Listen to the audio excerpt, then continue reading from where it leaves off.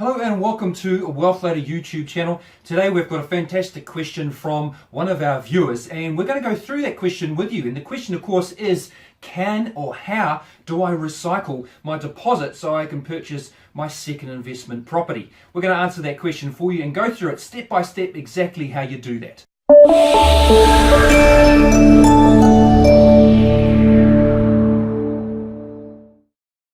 Hi, my name is Greg Keenan, the founder of Wealth Ladder and the best online property investing program that will help you become a successful property investor.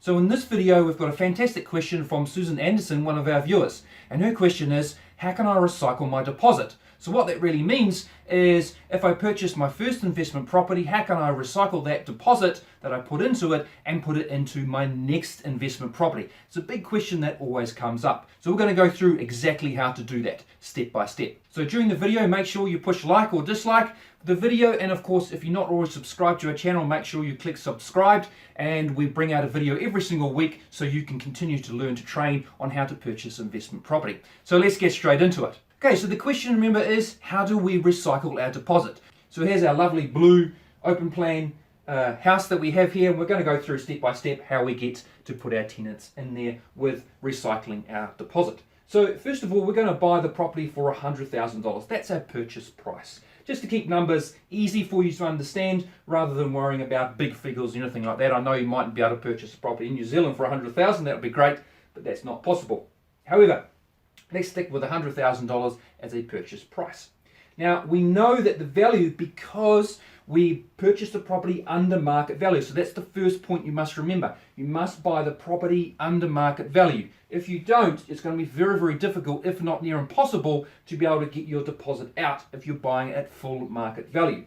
So again, we've purchased the property at $100,000. Based on our research, we know it's worth at least $120,000. So with a $100,000 property that we're buying, we need to put in 30% deposit. Now at the moment in the market it is around 30%. Now that could change to 20, it might change to 40%, but you can change those figures based on the percentages. So at this time it's 30% deposit that is required for an investment property. So that means you can get a loan from the bank of $70,000, you're putting in the 30, which creates $100,000. So you're able to purchase your property, no problem. So of course the question is, how do you recycle that deposit so you can get your money back out and then put it into your next property? We're valued at $120,000. If we go back to our bank and we'd say to our bank, listen, our property is valued at $120,000, you might have got a complete valuation, or the bank may do it themselves. They value it at $120,000. So therefore they will make sure that the 30% deposit is still within the amount, which means 30% of $120,000 is $84,000. So now you'll have a loan not of $70,000 of $84,000, and you'll get $14,000 back into your hand as refinance. Now you may think, well, $14,000 isn't $30,000. That's correct. So you've got two options here. Because you're not going to be able to purchase another property worth $100,000, remember you still got to put in your $30,000 to get another one at that same value.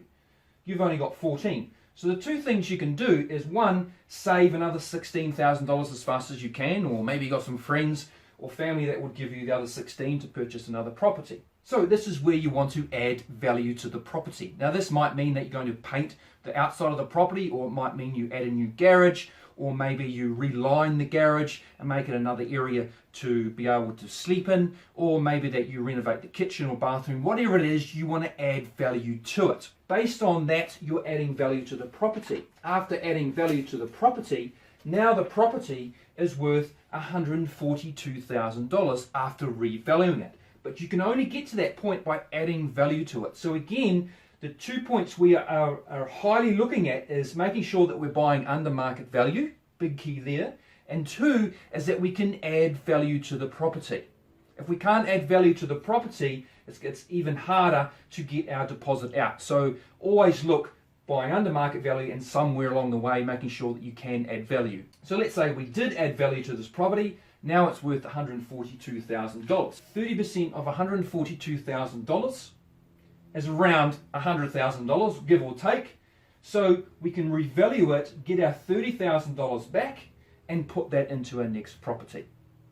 So I hope that makes sense to you. If it doesn't, or if you're still a little bit confused, make sure you watch the video again and how to understand how to recycle your deposit. And the two most important tips I want you to get out of this video is that you're buying under market value and that you can add value to the property so that you can get your deposit out. Now, a big bonus tip is that you also must be careful, because in a declining market, the value of the property may decline. So again, so important to be able to purchase a property under market value. In a booming market, value is going to rise very quickly, so you can recycle your deposit. So that's how you recycle your deposit when you purchase your first investment property and you want to get into your second investment property. So I hope you liked the video. Make sure you click like.